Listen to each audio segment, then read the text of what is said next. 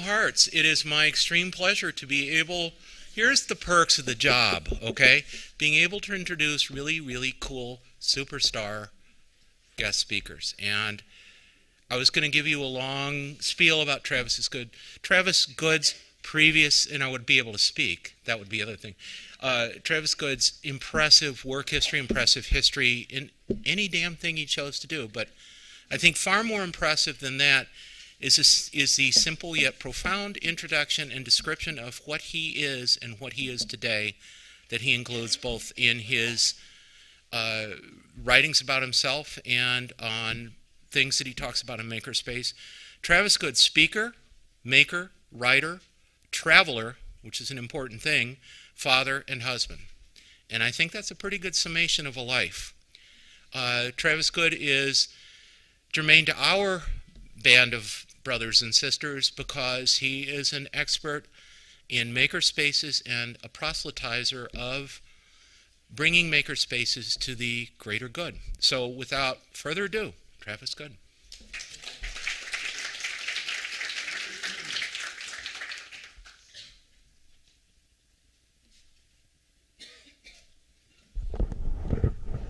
You know, one of the things I get a kick out of is talking about making, because it seems so absurd. I mean, making, it's been around forever, right? And yet something has happened to the point where you had the White House last week have its first Maker Faire. How does the word making, that's been around since man has used tools, get to the point where it becomes a national thing? He issued a challenge to mayors nationwide for what was called the Mayor's Maker Challenge. How does making get to be that kind of a prominent concept when it's as old as time itself? Well, I'm going to be getting into that a little bit here, and I'm going to start off with sort of a reprisal. Go ahead, Donna. We have a real high-tech way of changing slides here, okay? I'm going to be turning to Donna.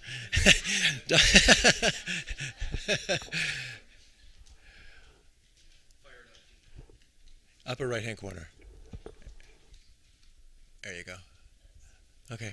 So we're going to go through this agenda here, and it's going to be a reprise of what I talked about last year, just so that we all have a common starting point. This notion that making has changed. What has changed about making? What makes it important now that it gets such attention? We're going to shift gears then to tacit learning. And between the two first bullet points, really, we'll find what the library opportunity is, which I'll expound on. And then we'll get into a couple of challenges. Let's go to the next slide. So what is modern making? Go ahead, Donna. Making is something that, as we all know, a verb, a gerund that has been around forever, and it has been something that, for the longest of times, really required some real talent. I mean, you'd have people, take this guy right here, we have a blacksmith. He's sitting there, probably as an apprentice in the early years, working with the basic tools, working with basic materials, and working under some master craftsman over time, learning those skills. His ability to become good at blacksmithing depends on lots and lots of practice, because the tools are really dumb. I mean, it's a hammer and an anvil and maybe a fire, and the intelligence that allows him to make things well comes from his hands and his head, where he is learning over the process of doing this many, many times to get good at something. And this is the way making was for the longest of times. Then technology started to affect things. You're all familiar with these revolutions that we're talking about here, but as you went from pre-industrial to industrial revolution, you all of a sudden started to add steam power and electrical power to things. So all of a sudden you could make things bigger, faster, you could do things with larger materials, etc. Along comes the information revolution, and the easiest example of how that makes a difference is all the controls and processes and robotics. So making becomes a whole lot more sophisticated because of the way Moore's law, in the end, affects technology, drives down cost. You end up with tools that are smarter, cheaper, more capable. And while it's happening with the technology on computing and mechanics, it's also happening with the technology of communications. So this blacksmith of days of old lived in a village. When I first heard this, I couldn't even fathom that this was true. Their entire lives were spent within just a few miles of where they were born. People lived in the village that they were born in. They did their trade in the town that they were born in, and all the people who they knew were within just a few miles of where they lived. Then, of course, you ended up with transportation that got people connected. You ended up with telegraphy. You ended up with phones. You end up with the internet, and all of a sudden the world's very well connected. But this is another thing that has shifted over time, and as an effect on making, people are able to do much more collaborating and sharing of designs and things like that, which you couldn't do before. But these forces of technology have been what have affected making. And the way they show up, I'll tell you, is in these forms. So the smart tools, which we'll get into in just a second, and smart electronics that will go into these tools are a big part of why making has changed.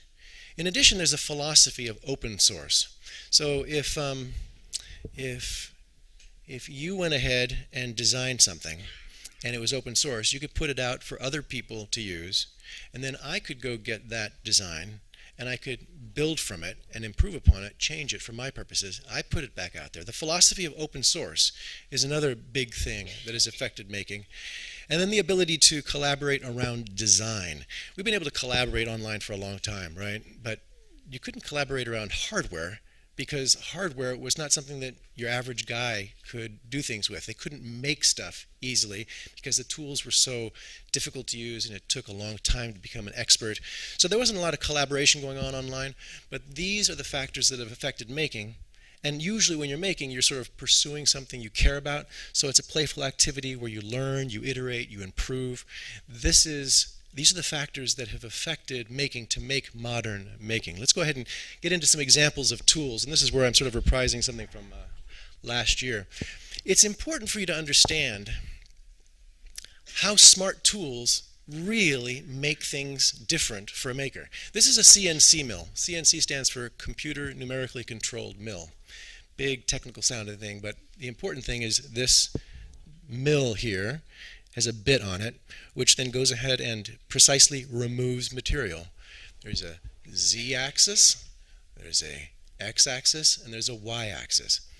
Software that's sitting on your computer screen, let's say it looks like a sign.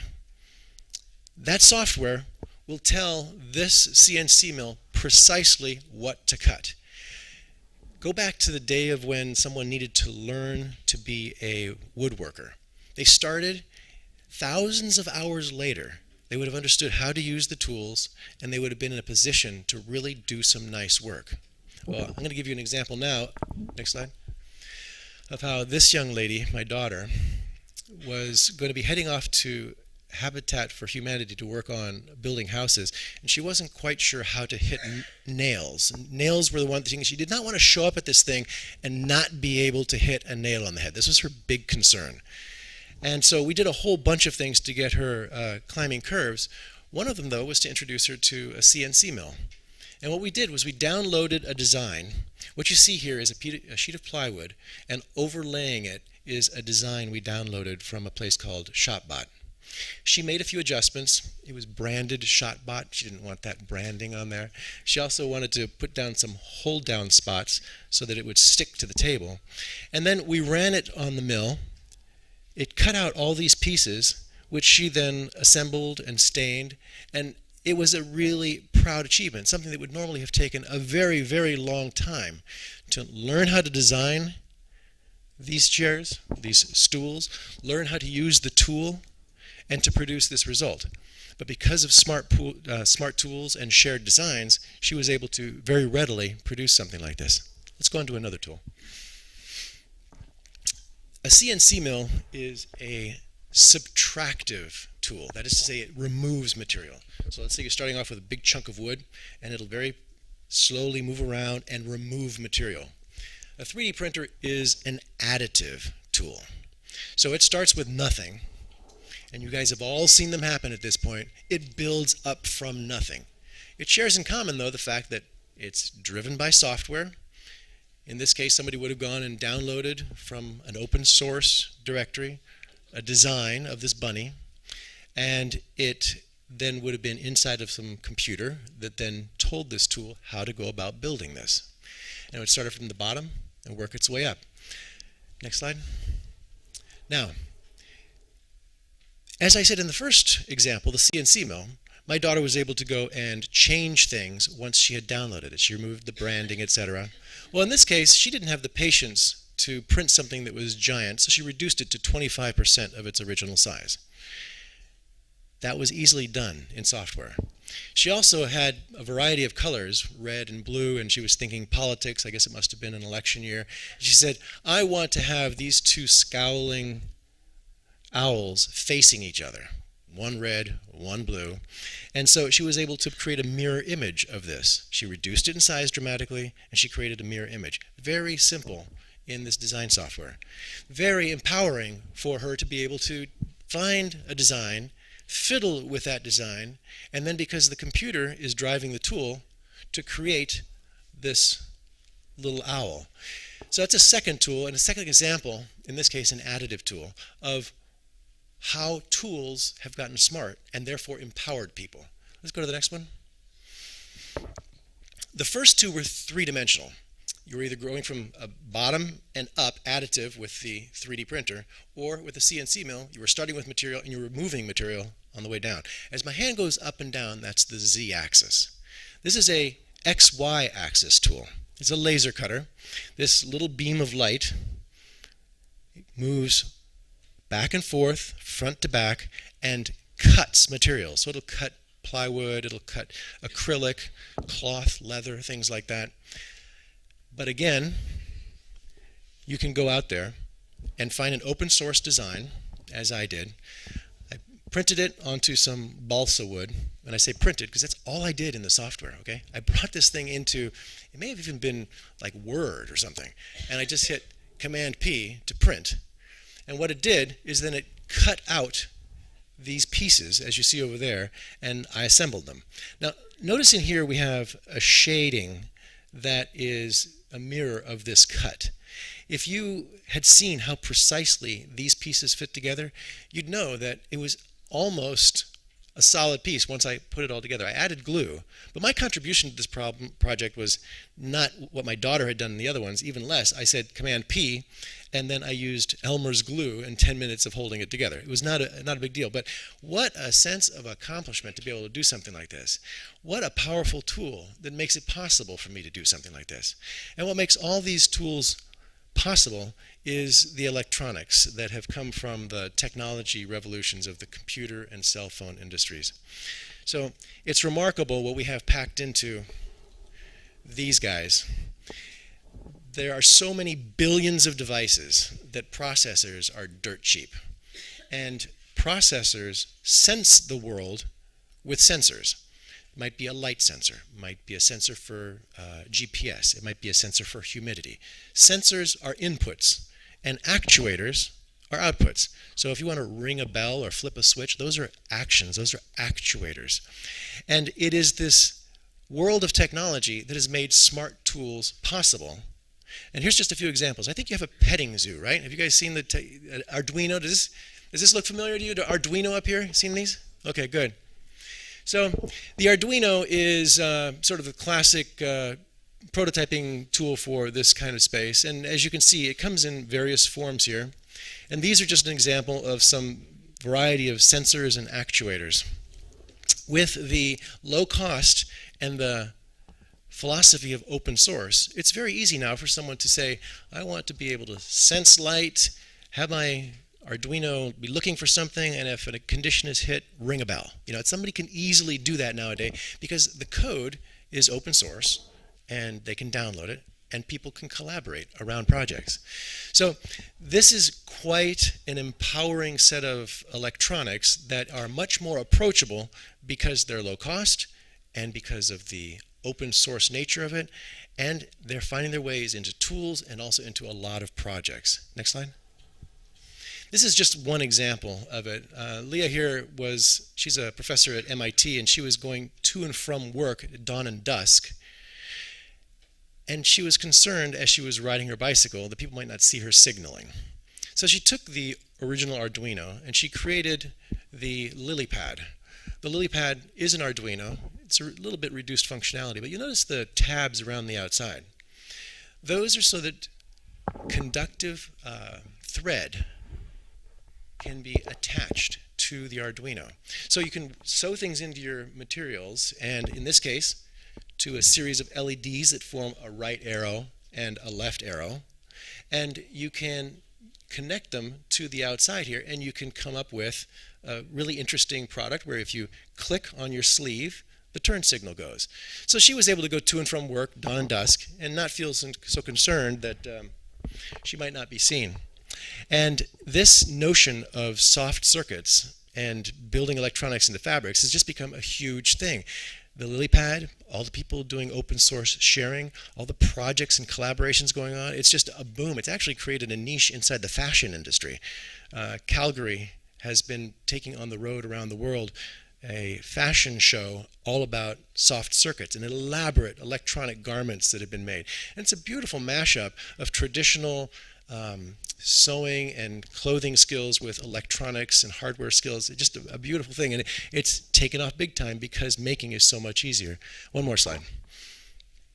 This is just a fun example of how you can enlist or harness the power of makers out there. So if you were the only one that had a 3D printer around, this wouldn't have made any sense. But if everybody in this room has a 3D printer, and if everybody is now capable of making things, you can have some interesting things happen. The president of what was then MakerBot was on the Colbert Report. And when he was there, Stephen Colbert got so excited about this whole notion of 3D printing, as he's wont to do, that he went ahead and issued a challenge to all the geeks out there with 3D printers. He said, here's my bust. Go ahead and do whatever you want with it. The world went wild. This is just a small subset of what was done out there, but people were empowered to go ahead and do things. They collaborated around modifying a design, and it was really kind of wonderful. So when it comes to making, there are lots of things that were benefits of making, and they remain benefits of making. There's personal growth, self-expression, sense of accomplishment, all these things that you know come with a job well done. But what's really different now is that because of modern making, it's just available to vastly more people. So many more people can actually now start making because the tools lower the barriers to entry, provide people with access to tools, and to being able to use those tools productively. So there are powerful winds that are blowing. It's technology affecting tools, technology affecting the ability to share open source and to collaborate. These are the factors that make modern making different. And these are the forces to harness. These are the forces to maybe apply to different things. And we're here talking about library initiatives, so we'll get to that in a second. Next slide. So the first answer to the question, what's the big deal about making is available to more people, more readily, and at much lower costs. I hope you've seen that through the examples of the different tools that are out there and what people can do. Next slide. But so what? Why am I here talking about making if it's great that a lot of people can use tools, it's great that a lot of people can get into this, but what's the big deal here? Next. Well, now we shift gears to tacit learning. There are actually a lot of benefits that come from making, but tacit learning is the one I want to focus on right now.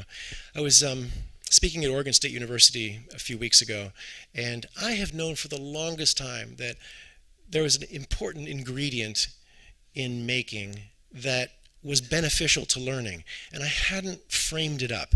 It comes out there a variety of things, but tacit learning is probably the most important thing in that mix. Let's go to the next slide. So let's talk about explicit learning first versus tacit learning. Explicit learning is that kind of thing that's easily identified, conveyed, learned, and tested. So for instance, Columbus arrived in 1492. I tell you, you know that, you remember that, and I can test you on it. This is explicit learning. This is what we do the vast majority of the time. Tacit learning, or tacit knowledge, learning is the process, knowledge is the result. Tacit knowledge is information that's gained through doing, watching, and experiencing. It's not the thing that you can easily convey. I can't easily convey to you how it is you toenail a board into a nook when you're doing a particular kind of construction. I can't use words easily to get that across to you. But I could describe it to you when you're there. I could show you. You can try it a few times, and you can get better at it, and you can figure it out. That's tacit learning. It's where you have a base of knowledge, and you can extend it into new learnings. So it's a process. We start with our existing knowledge. That's the foundation. We iterate with a process of try, learn, and regroup. It's an iterative process that through trial and error, you end up learning new things. And then we incorporate that learning, we also incorporate learning from other people who may be mentors or more experienced people. Go back to that relationship between the master craftsman and the apprentice. That master craftsman is there to serve a purpose, to convey through showing, convey through experience how the apprentice should go about doing things. This is the tacit learning process. The knowledge gained from that is tacit knowledge, and that is something that is fundamental to making. It's fundamental to the process of creating things.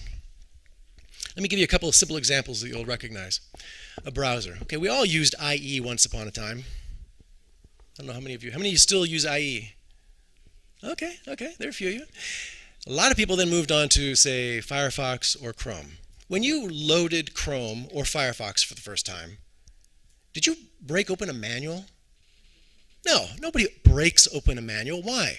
Because you've used software forever. You've even used a browser forever. So what did you do? You wanted to import your bookmarks? You looked through the menus. You tried to find what might work, what might not work, and eventually you imported your bookmarks. That is tacit learning in the context of software, and that was just a browser example. We already talked about carpentry. When someone starts carpentry, they don't sit down and crack a book open. That may augment the process. You need explicit learning in there. But you're probably going to start with a piece of wood, hammer and nails, saw, and you're going to get practicing and learning through doing and iterating and improving. So here are just some examples of tacit learning in action. Tacit learning is integral to the activity of making. You make things and you develop tacit learning skills. This is a key concept here. If you make things, you develop an important skill. You develop the skill to be able to extend your knowledge, to keep yourself current, to learn new things. And it's always been true. It's not as though modern making somehow makes that different. It's just that it's now available to vastly more people. So tacit learning, something we don't do an awful lot in education right now, is something which making empowers, allows people to understand tacit learning. Let's just put this in, everything that I've said so far, into the context of another example. So when I do 3D printing show and tells or talks, I love to have a little something to give a person so that they can walk away. You know, they've looked at that process of going back and forth, and they're sort of amazed at what they're seeing. And if you can give them a little tchotchke to walk away with, then they'll hold it and they'll look at it and they'll keep it with them and they'll talk about it, and it just has a bigger impact on them. So I wanted to design something that was special for an upcoming event that I did last December, which was the first Maker Faire in San Diego. And I started with a powerful tool, in this case the software. This is called Tinkercad. It's the most intuitive, easy to use CAD package you just can't imagine. Next slide. Tied into this is an open source of designs. So there are thousands and thousands and thousands of things that people have made that they put out there for others to be able to download and make themselves. I wanted to go ahead and make a medallion. I thought a little coin would be a nice thing to hand out to people. And so I went and I just found a bunch of coins that people had made. Any of these I could have downloaded and printed. I didn't really want any of these. I wanted something that was a little more interesting. And I decided I saw this and I thought, an octagon. I kind of like that. So I downloaded that, and then I made the base thick so that I just had a flat surface on top. So I had my starting point. Then I went ahead and inserted a void to just make this a little recessed and put in the letters San Diego Maker Faire. Printed, and we got what you call spaghetti. It was all over the place. I had messed up in what I was doing. I knew by looking at it what I needed to do to fix it. A few iterations later, I was able to produce this. Now, if I hadn't taken this very deliberately at an angle, you wouldn't have had the shadow cast and you couldn't have seen it so well. It would have looked like a marshmallow smashed, okay? This was not a particularly good medallion. I needed to have some contrast. And I finally, through trial and error and experimenting, came up with a process whereby I could change the filament when I was at a certain point so that the top was one color and the back was another. And then I had to figure out at what point exactly to do that. I figured out a workflow that allowed me to go from red on the bottom to blue on top, to then blue on the bottom to white on top, and I could start cranking these things out. But it started off with 1, a matrix of 4. I tried 9, a 3x3, that worked. And then I tried a 4x4, and all of a sudden it didn't work because it was too cool at the edges of the plate, and it would curl up. My point here is I'm trying things iteratively, over and over, and I'm learning from my mistakes. Go back one more. There. And so you can see at some point I actually was starting to crank stuff out. But it was only because I went through using these wonderful tools and tacit learning process to eventually get it right. And now we have these things in abundance and we hand them out. So in this example, you can see the powerful tools and the tacit learning in action to create something that I had envisioned to produce. Next slide. So answer number 2 is making, just people engaged in making, helps develop tacit learning skills. Next. But again, so what? Why are we talking about this? It's great that tools are there. It's great that more people can make. It's great that it produces tacit learning skills. But why are we talking about this? Next. Well, I think that there's a way of looking at what making can do in terms of developing tacit skills that provides a great opportunity for libraries. Next. Before I get into what that actually is, let me just tell you that those trends that we talked about that affected making, the technology that affected tools, the technology that affected communication, it's also affected us as human beings. You know, the rate of change, the pace of change that we live with has gotten faster and faster and faster. The rate of change of the world has increased, the pace of generating new knowledge has increased, the volume of information we're responsible for has increased. This is hard for humans to just sort of keep up with as the rate of change increases and we have to cope. And just some examples of how it manifests itself. You know, innovation has slowed, which is key to economic growth. And why? You know, if people can't solve problems because everything is changing so much around them, they're not as able to try and iterate and come up with new ideas. Unemployment is stubbornly high, but employers can't fill jobs. So there's a mismatch there. That is to say, the jobs that need to be filled aren't held, the skills that are required for those jobs aren't held by people who are unemployed. If people could learn new skills by having developed tacit learning know-how, then they could keep themselves current. They could stay on top of things better. Tacit learning is potentially a partial remedy to adapting to all this change. Next. As a society, we have a coping problem. We're not dealing very well with this increased pace of change. There's a slowness you can feel. It's like we're not quite able to keep up. We don't adapt all that well. We need to learn constantly, and the way we teach people nowadays doesn't teach them to learn by themselves under their own volition the way they could if they were introduced to tacit learning skills. So we need to extend what we teach people to include tacit learning. And I can't think of a better place to do that in libraries. You know, I've talked to a lot of libraries and I hear about a lot of different missions. This is my distillation. I'm sure nobody actually has this mission, but it's my variation on it. To deliver tools and programs for lifelong learning. And obviously, tools in the recent decades have been computer access, books, you know, your digital media, all that kind of stuff. programs, the things you guys all know, for lifelong learning. And to incorporate a lot of what we're talking about, it's not that difficult to envision where tools might be extended to new realms, programs can be extended to include those tools, and learning still remains at the core of the mission, but now it includes tacit learning as well. There's a clue in how making and tacit learning in the context of a library and its mission can provide for a new way of extending services to patrons. So answer number 3 to what's the big deal about making is that it offers libraries the opportunity to empower patrons, that's not what I wrote, but that's what I meant, with tacit learning through modern making. Next slide. So that leads to a challenge. You know, next slide.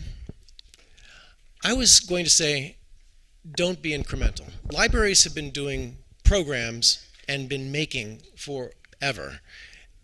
There are kids programs, there are adult programs, but what I've been talking about here is big tool changes, that is smart tools in the context of a library, and that's a quantum leap. And you can't very well bring something like that into the context of a library when the culture doesn't currently embrace that, when it's too far of a stretch for most people to feel comfortable with.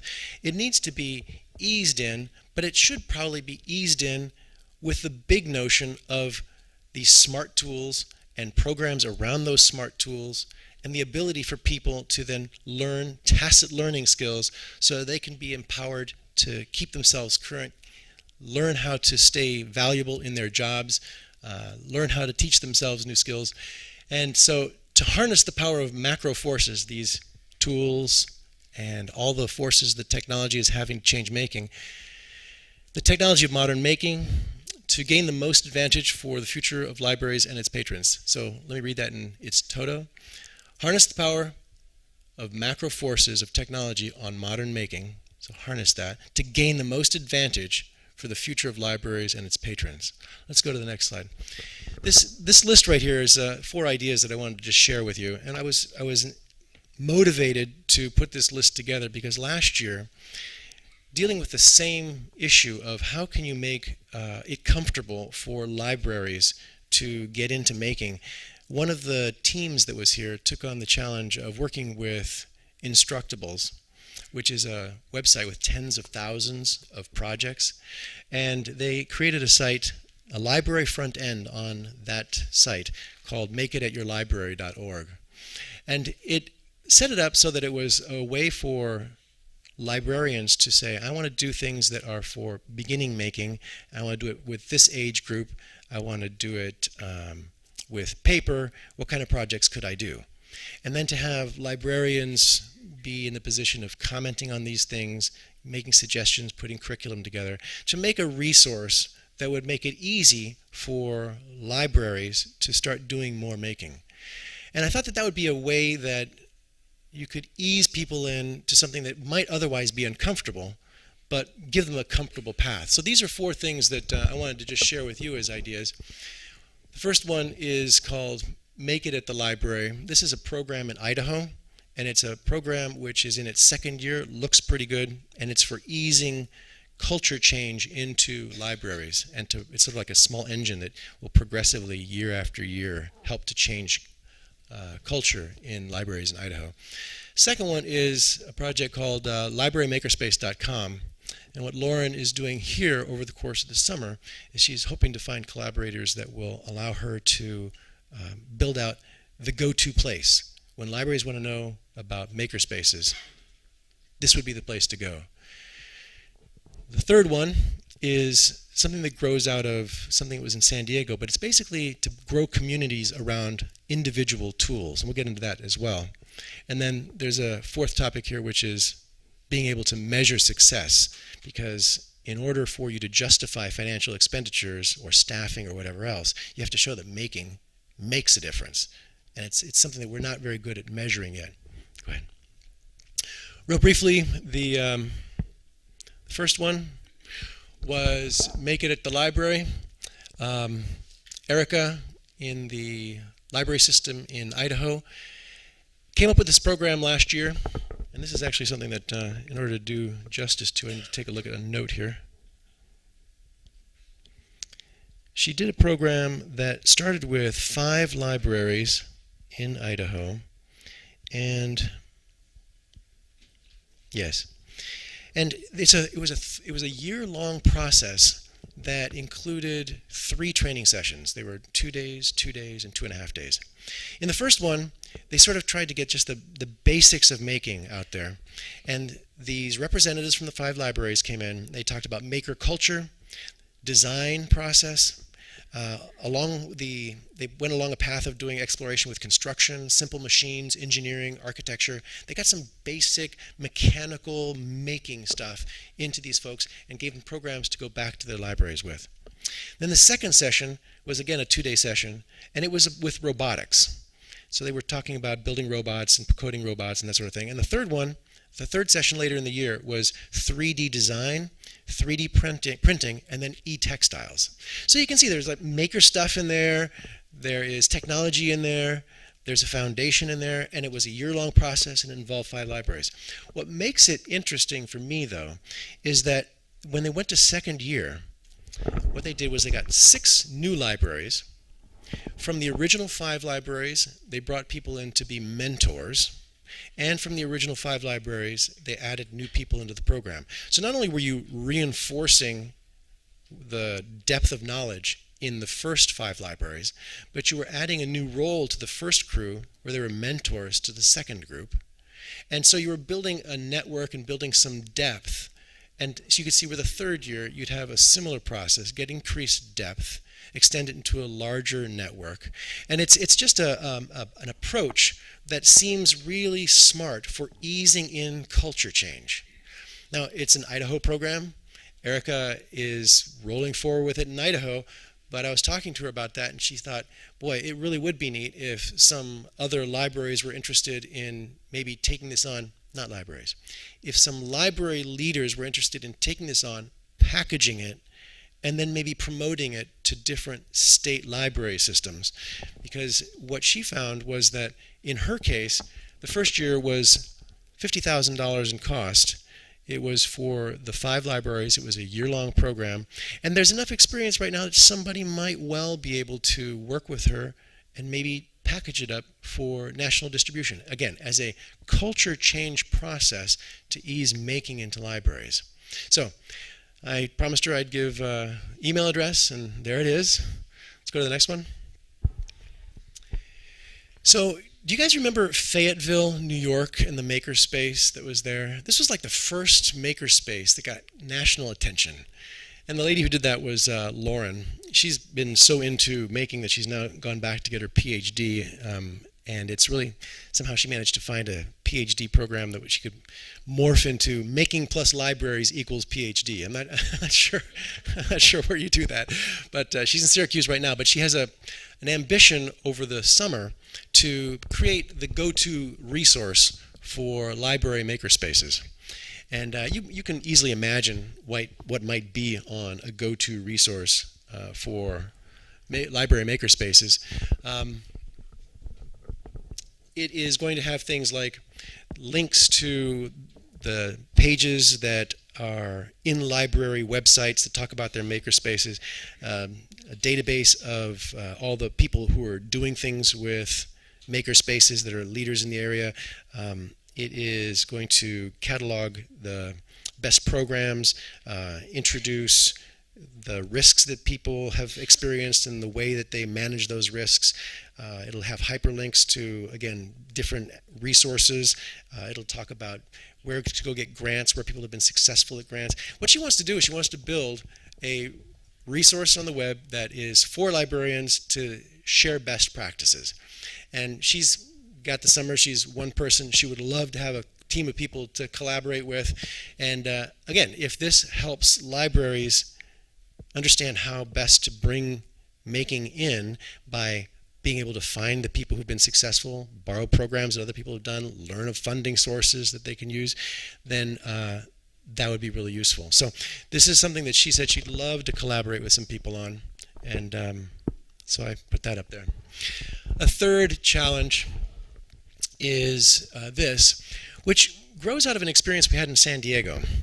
Our mini maker fair was pretty successful, and we had the library there. We had a lot of the institutions of town, our science museum, we had the universities, we had a lot of people there. And UN had just recently acquired 2 3D printers for the new central library. We're very proud in San Diego. After 13 years of inching forward, we finally were able to open a glorious new facility as our central library. And almost symbolic with the new architecture and the fresh airs that are blowing through there was the idea that they were going to get into making. And they had some 3D printers. They had no clue what to do with them.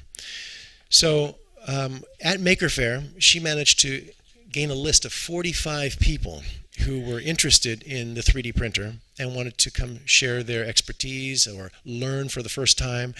And she nurtured that community such that that community now actually staffs the 3D printer space Monday through Friday without any breaks. They hold a whole series of classes. They've started a club, and they independently sort of outreach on 3D printing and try to bring new people into the library. It's almost like a little engine around the tool. So we had this idea that maybe what was done with 3D printing might be replicated for other tools. So for instance, we found somebody who would be willing to buy some vinyl cutters. You know, these little, there's called a cameo silhouette. It's like $200. But it's so powerful. It cuts vinyl, it cuts paper, there's so many wonderful, it etches glass, it does so many things. And so the idea was, could we think of a program that would replicate what she accidentally did with the 3D printers? Find somebody to fund a couple of vinyl cutters, put in place in advance some expertise that would come in and teach a certain number of diverse classes to try to get the community of usage up to a point where then, using what she had done previously with enlisting people and trying to do outreach, a community formed around that tool. So it's one thing to go off and try to say to administration, we need a 3D printer. It's another thing to go off to say to friends of the library, you know, if we had $800, we have this program that we think could build a community around this wonderful tool, and it could bring making into our library. The idea that we had here was, what if there were a variety of people who knew of one another working on, say, bringing vinyl cutters into a library, and they shared how they did it, and they shared what programs they did, etc., and it became packaged so that then other libraries could say, oh, you know, we really want to get into making. We don't have it in our budget, but if we started with 2 3D printers, here's a path we could go down. This is what we could do. If we want to do vinyl cutting or laser cutting, whatever, this is what we could do. And the idea would be to work with UN and try to figure out how this kind of a program could be set up and then propagated to other libraries so that you didn't have to go from the top down to get funding for tools to bring making it. You could turn to external sources and with preconceived programs start generating communities around particular tools. Last one is not really a challenge. It's not a challenge in the sense that there's a name associated with it and, you know, people can pick it up and run with it. This is just an overall challenge. To survive challenges, that is to say, when someone challenges, why do you need making in the library? Why do you need to have the money for those supplies? Why do you need to have a new printer? There needs to be some credible, defensible metric that says, no, it produces these results. But so far, we really don't have that for making. There's a lot of evidence of a soft sort that you can't really put into a justification that we'll say making is really beneficial, like for tacit learning or for motivating people to do STEM things or creating people who will eventually be engineers, etc. And you don't want to do it through just testing. We've done testing. That's for explicit knowledge, right? Explicit knowledge is where you convey something, person learns it, and they can be tested on it. We want to be able to figure out how to measure the impact of making on people, and it would have to be a longitudinal study over a period of time. So let's just take a look at what's here.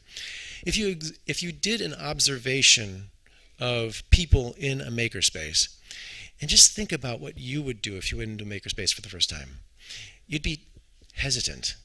You wouldn't know quite how to use the tools. You wouldn't know quite what to do, but you might be curious.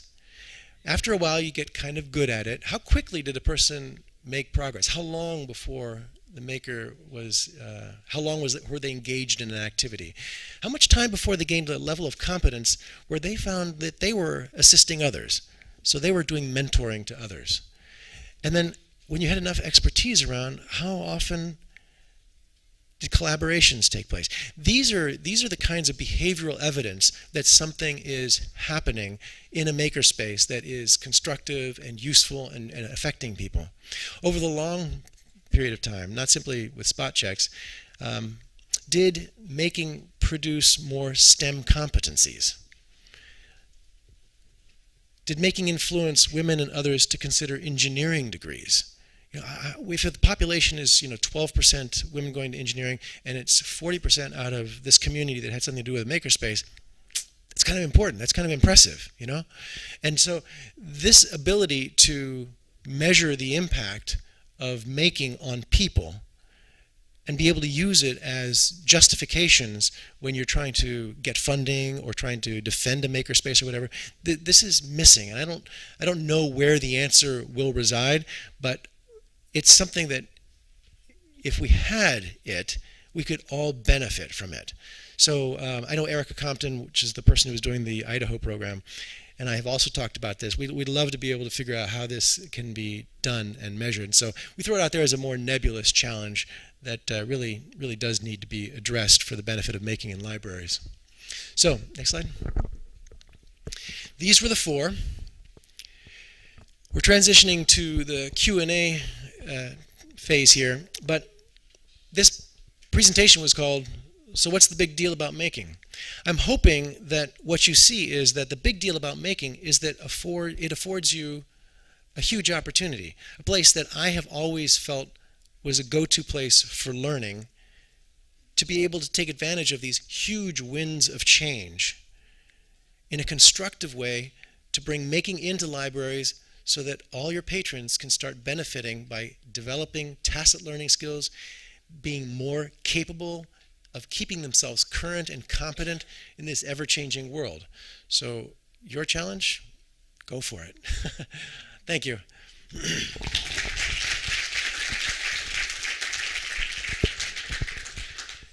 Questions?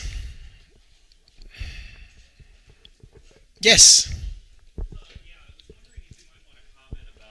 The fact that you have these maker spaces showing up in cities that are nonprofit clubs, and there's Tech Shop, which is going around. I believe it is for-profit, but I'm from Chicago, and we have Catalyzed Chicago, which is there, and I think that all of them would love to participate with libraries and helping them in that regard. So I just want to get your opinions on that. Sure. So this is something I'm actually going to talk about tomorrow in a session.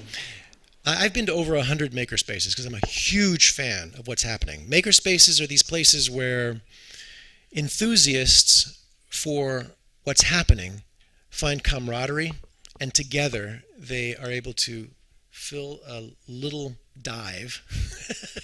Makerspaces tend to be very low-cost real estate, someplace where they can put in a few tools and they can start pursuing the passions that they have for making things with these tools, because otherwise they might not have been makers. But all of a sudden, these tools in a space with others empower them to do things that they haven't done it for. And they are what I call one thread of the ecosystem. Other threads include libraries, science museums, economic development councils, incubators, schools, universities.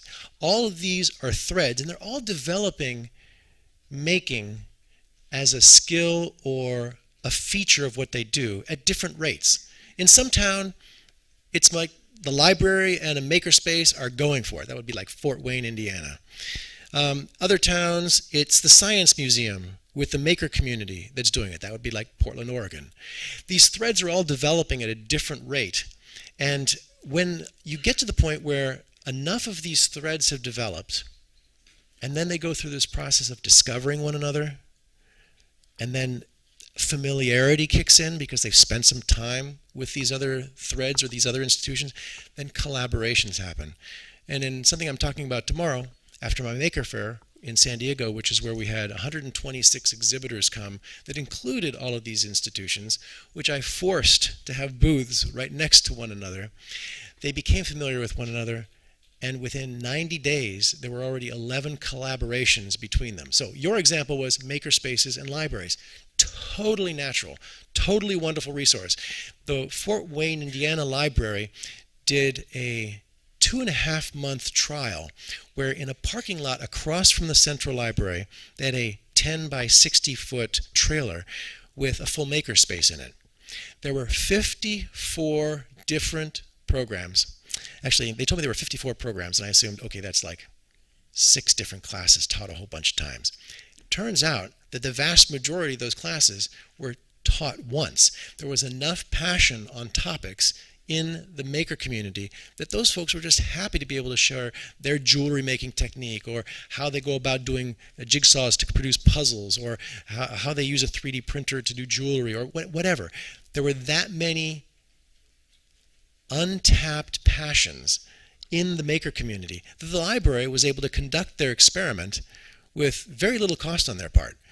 And they were doing one thing while my phone was telling me I have very few minutes left.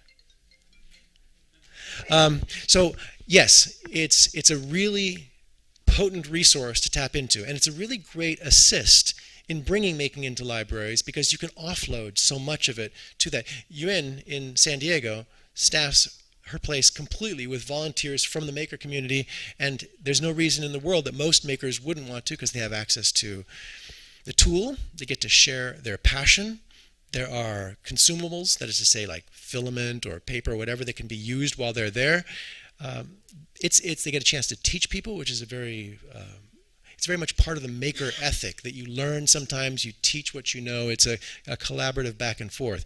So I'll be getting more into this tomorrow, but no, makerspaces are a great resource, and there's a website.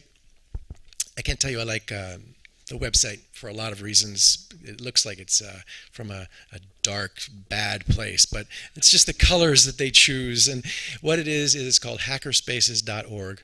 In 2007, after the makerspace phenomenon started to get going, which was really in West Germany around 2005, this website was created to catalog what was going on with the hackerspaces, makerspaces, and it's probably the best, albeit far from perfect, resource for finding existing makerspaces. So if you go to hackerspaces.org and you look for something in your area, you'll be able to find makerspaces. Sometimes it's out of date, sometimes it's inaccurate, but the point is it's the best thing we have going. And just by way of showing you how this movement, I'll call it a movement, it's basically the impact of all this technology on tools and making, how it's grown. In 2005, there were 3 makerspaces in West Germany. Right now, depending upon how you want to look at hackerspaces.org and the filters you put in, etc., there are between 1,000 and 1,500 makerspaces worldwide. This isn't with some company with a giant budget going out there and saying, yes, we want you to do this, you will fund it. This isn't with some big marketing campaign. No, this is organic. This is people very excited about making, and they're creating these spaces because they're early adopters and there weren't other places to go. Other questions? There's got to be another question. There we go. I just wanted to share a little bit.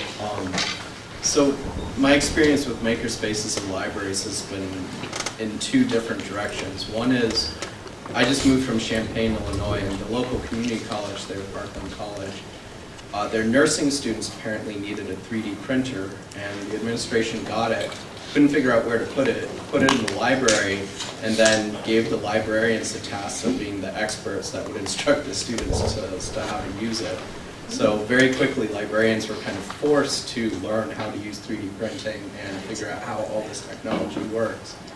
The other experience was there's 2 local makerspaces there, and one built a relationship with one of the public libraries, and the librarians liked it because it gave them programming that was suitable for young adults, teenagers, especially middle school students, that was successful in ways that they've not been able to have success in keeping students of that age in the libraries and engaged with the library materials. And so that's, as far as I know, still a growing process where they're trying to bring them in several times a week now for after-school programs or weekend programs or things like that.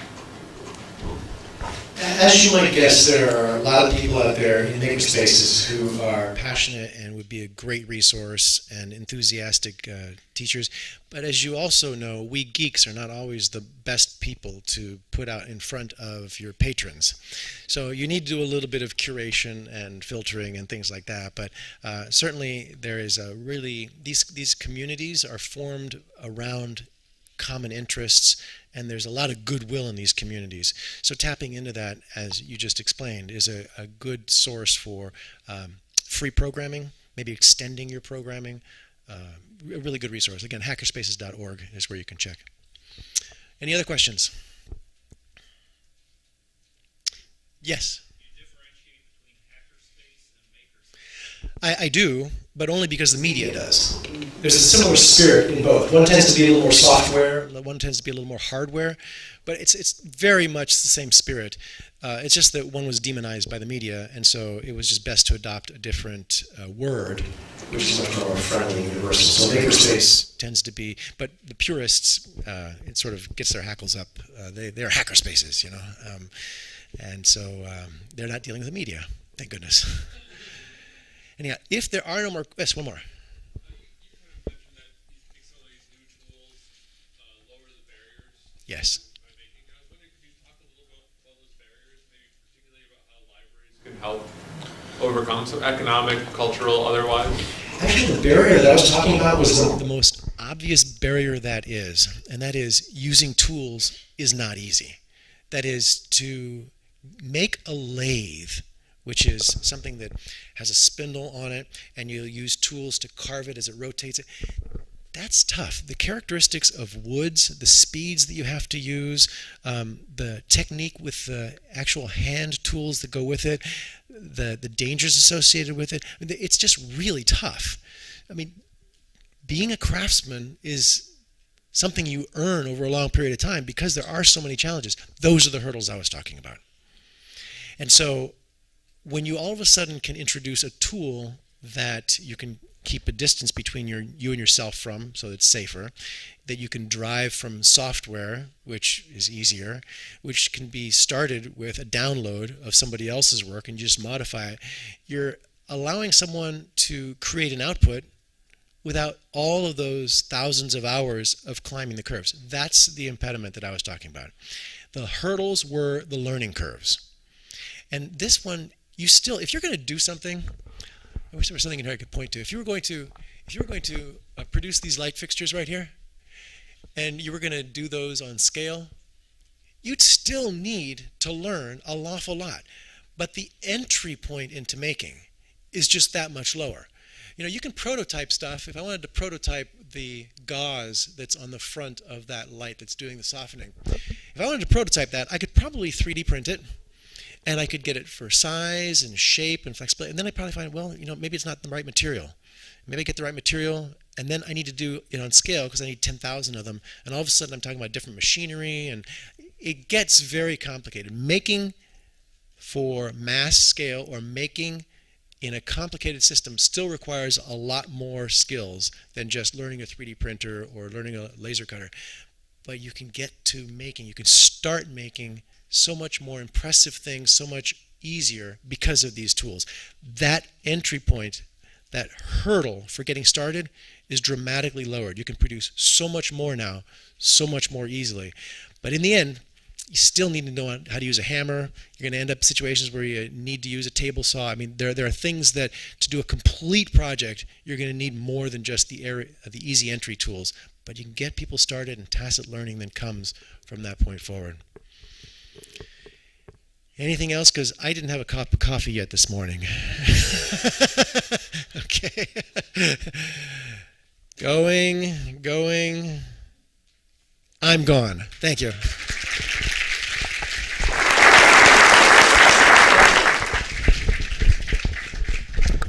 Oh, just a quick sidebar. Tomorrow I am doing a session. I'm going to be talking about, I'm going to be introducing the Mayor's Maker Challenge, which 70 mayors across the country have accepted, and it